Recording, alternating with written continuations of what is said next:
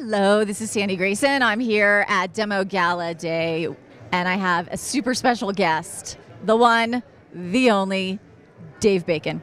Oh, thank you, Sandy. I'm humbled. It's glad to be here. I'm very glad to be here. So the other night, I was hanging out at Galvanize, and they were interviewing a bunch of very important people, the luminaries.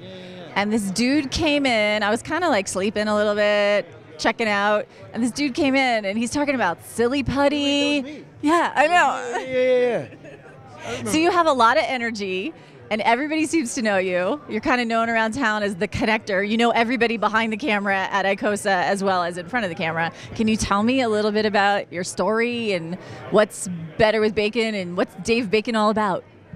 Thanks, Sandy. Where do I start?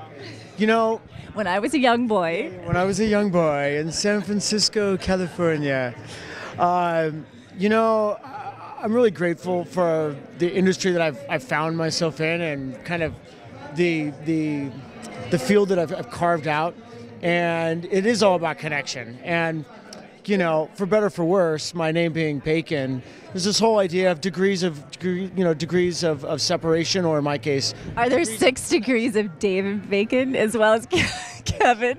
Well, I'd like to think 1 to 2 degrees. It's that 1 to 2 degrees that's most important to me and what fuels our business model. But yeah, you know, I mean, connecting is our business. I'm an entrepreneur who helps entrepreneurs realize their dreams by helping to grow their companies and their businesses with the right people. So we provide contract and full-time resources to many of the most innovative companies in town. I mean, so many of them are showcased here at DemoGala and have just been making a huge splash here at Startup Week. And to see that has just been amazing, right? I mean, SendGrid and Weigh-In and Next Great Place and all these companies that we work with, and that you know, we're just fortunate enough to wrap our arms around their business model, so that when we advocate people to them, you know, we can help them grow. And they just have such a great story to tell. And so, regarding connection, yeah, I mean, it's about executing that. And I don't know. I think I just found it rather easy when you're telling the story of companies like this, and you're talking to people who are super receptive and are sometimes don't even know. I love calling the people that they don't know how much they want our call until they actually get it, and then when they get it, they're like, this light goes on, and they're like, oh my gosh, I could be working for them. Like, I could be doing that. I could be taking everything that I've been working so hard and channel it into this type of an opportunity. And I mean, that's recruiting, right? But it's fun. It's really fun. But you go beyond just recruiting. You were just telling me the story about how you give a lot back. Yeah. Right? So tell me how that started and how you do that now with your company. I think it's really cool. Yeah, thank you. Well, I mean, one of the things this industry has provided for me is a means to do a lot of other things. About 7 or 8 years ago, I helped to start Playing for Change and the Playing for Change Foundation. And today that is an organization that has changed literally millions of lives over the world. We have music facilities in 8 different countries around the world, and we're working on a new partnership here in Denver. In the meantime, you know, I had the opportunity to climb Mount Kilimanjaro, and my wife and I started a school in Tanzania. And so those kinds of things became a tremendous opportunity for me to channel my interest and love for music and education. But I couldn't do it unless I was having success in this industry, which is all about connection. So when I started my new agency, you know, when I put a resource at one of my clients, that's a very important client of ours, right? And I depend on them to take good care of them. The best way I can take care of my clients is to take care of you. And so whenever someone joins, comes to contract with us at one of our clients, I ask them to identify an organization, a 501c organization that matters to them. And whatever it is, it does, it's your choice. And it's one way for me to get to know you, But if you're going to work at that company that is so important to us, then I want to help support something that's important to you. And it may be something that's deeply rooted with your family, whether it's maybe someone has had breast cancer, like we support Susan B. Komen. Denver Dumb Friends Leagues, we just donated $250 today because one of our resources identified them. And in fact, I'm psyched today because we just donated $2,000 this morning to 9 different Denver or Colorado-based organizations that some of our consultants had identified. So that's always one of the fun things we do. We try to do it 2 to 3 times a year. And so just this morning, we did some of those donations. So did I answer your question? Yeah, no, I think that's awesome. Yeah, it's a fun part of our business model. Because you're out there in such a big way and you get to meet so many people, and you're working not only with people who are just getting placed, but also with the big guys at the top who are looking for new talent. What is some of the best advice that you've heard or that you pass on when you're working with new start-out people? Do you mean advice in terms of working with the clients themselves? I would say advice in business and in life. Yeah. Business and in life. Words of wisdom from the Dave Bacon. Whoa! Always look out for what the toppling trees behind you. I sincerely think that one of the best pieces of advice I have is to embrace the uncertainty. Like recognize that you don't know what you don't know, and that's a good place to be. Because it's hard to know what you don't know. That's my favorite thing. It's hard to know. It's hard to figure out how to get around a situation you've never been exposed to before, especially when you have a lot at stake. Whether it's your name, whether it's employees and staff, whether it's your reputation, and sometimes that can be mind-numbingly difficult to navigate.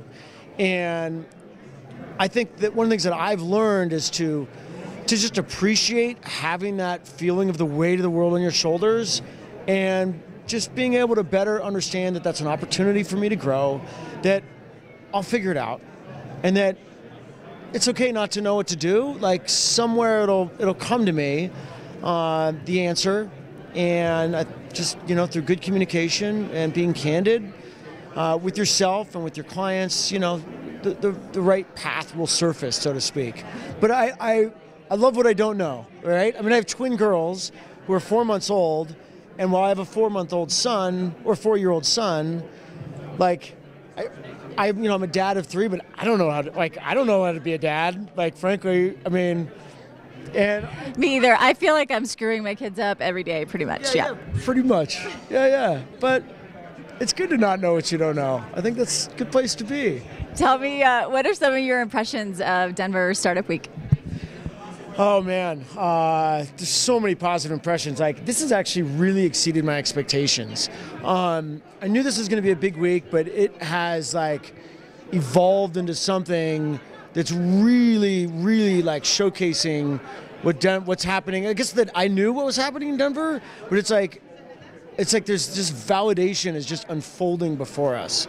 I feel like in Denver, I feel like the companies I work with, they just execute, right? And it's not to say in other parts of the country or regionally this isn't the case, but I feel like that the people here, the sort of the line from idea to execution or idea to vision, it's not blurred and it's not wavy and it doesn't snake around. It's just, it happens. What's up? And he's one of the reasons. Excuse me, we're doing a very important interview here. But yeah, I mean, there's this sort of rapid fire ability to make things happen. Do you think that's an individual ability, or you think it's a community energy that's happening? I don't think any individual could do it without the community or without who they surround themselves with. And so I think it's absolutely a condition of what's happening in Denver. I mean, it's just, and through through this week, you can see how many companies are helping each other out. And they might be vying for the same resources, but it's abundantly clear that what's good for one startup is good for the other. It's all good for us. And, I think another thing that's sticking out too is that there's so many companies with relevant, sustainable ideas that matter. 3-5 years ago, I don't know that I would have said the same thing. Like, I think some of the companies were starting up, and it's, to get your arms around what they were trying to do, it didn't feel like it stuck. Or, it's like, great story. Like, does that really matter to me as a consumer? Is it going to make a difference? And I'm not necessarily saying like socially, but for efficiencies or within business or, like now I feel like just about every company that is represented here at DemoGala that's sponsoring Startup Week, I mean, they have bona fide sustainable ideas that matter and that are compelling. And that's a big deal to me, because when I'm trying to recruit people there, you better have a compelling environment. You better have a good story to tell, because, at the end of the day, people want to stamp their names on something that they can feel good about, And so what would you say to somebody who is sitting at home and maybe they got laid off or they're struggling, they're kind of like in this marshy period of their life and they're seeing all the excitement that's happening at DemoGala? How would you tell them to get involved and get out there? Well, if they're sitting at home, that's the first mistake. Get out. Probably the first mistake. Just because it's snowing, like, you have boots, you have a jacket, get outside. Like, Startup Week is all free. Everything here is like, it's an open door. Come on in. I was at Spire Media last night, one of our big clients, and I was so psyched to see this guy that I had referred to them, not to place, but just to help them out. The guy has been doing sales in the mortgage industry for, I don't know, about 10 years or so. And he was introduced to me. He's like, can you help me out? I said, well, I don't really place sales guys, and it's going to be tough to get in the tech industry, but go for it, man. Stick your neck out. I gave him a number of companies he should talk to, and he reached out to Spire Media, and I was so psyched to see him there. And he was basically saying, here I am, I can do this. I know I can do this. You guys need me. You need people like me. And then I talked to one of the sales managers afterwards, and they're like, yeah, that guy's impressing us. Like, he's ruthless. So, I mean, you got to be ruthless. And I guess that's just a story of someone who's like, I mean, they're not afraid to say, I don't know what I don't know, right? I don't know tech, but I know me. I know what I'm capable of. And in the right situation, I can flourish. And I'm willing to be humble enough to later be audacious. Because, well, seriously. That's it, though. It's like the balance of believing in yourself, but also being humble and going out and just getting at it. Yeah, well, I mean, sometimes you mentioned believing in yourself. I mean, you can have, like, my watch can be off if it's 1 minute off. And if you look at it from the sense of my watch is off, right? But if I just adjust it 1 minute, it's on, right? It's on, and it's correct, and it's the right time, and it's the right, sometimes things can seem like the weight of the world again is on you when it might just be this little adjustment. I'm serious. Dude, no, I mean, that's really deep. I'm trying to process. It's a little bit off, and then it's on. Sometimes if you just recognize it's just one little thing, I think that's the sound clip right there. That's like, that was it. And deep thought. I don't know, yeah. And if you're sitting there at home, and you're not doing anything, I mean, you know what you should do? Start your own company. Go to the Colorado Secretary of Business website, Secretary of State's website, file for an S Corp or an LLC. It costs $50. Just do it. Come up with a name, whatever it is. What's your last name? Grayson Enterprises, right? Except I'm going to change my last name to something with food now, because I like yours better. Better with bacon. Fair enough. So, whatever you want to name it. But sometimes taking just that one little step, it's like, I just started a company. What's up, Patrick? So you need to interview him. So he should be next on your list. Patrick. Hi, Patrick. So, I think it's just, again, that's that little tick. That can make a huge difference. Yeah. Yeah. I love it. I love it too. Parting words? Carpe diem. Carpe diem. And you might just be 1 minute off. Just make a little adjustment and it is on. It's the right time. Sandy Grayson, live from DemoGala. Good night and good luck. I just wanted to come over and I was coming to say goodbye to her, but now I'm going to say